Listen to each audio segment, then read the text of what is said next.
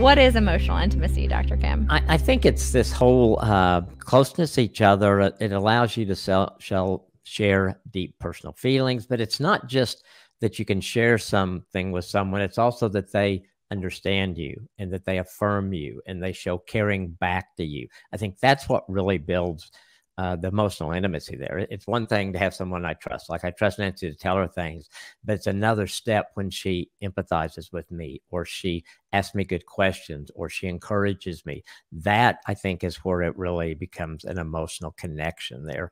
And I think it's kind of a combination of trust that you build with each other, communication, and feedback. That's good. That's real good. So why is emotional intimacy important in a marriage?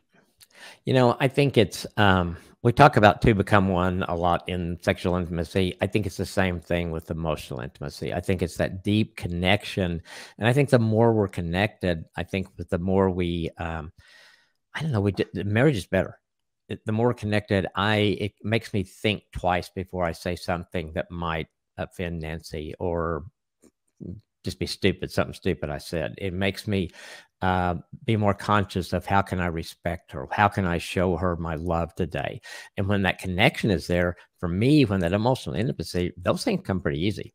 And when the emotional intimacy isn't there, because we react so much to our feelings, it's a lot harder for me to do that. Yeah, absolutely. And so I think the more intimate we get emotionally, the deeper that connection, and it goes all over our marriage. Yeah, that's so good.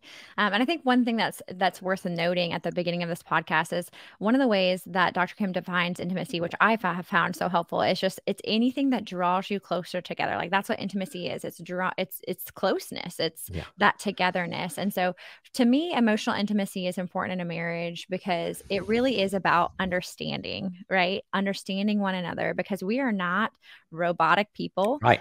We are not just our behaviors. We are emotional beings. And so how can we be intimate with one another? How can we really know each other if we're ignoring our emotions? We have to, that would just leave you really, really misunderstood. If you don't understand what your spouse is feeling and the emotions that they're experiencing, you really don't understand them, because we are emotional beings. Even if we're someone who comes off as someone who's not as emotional, you still have emotions. It's whether you're displaying them or not.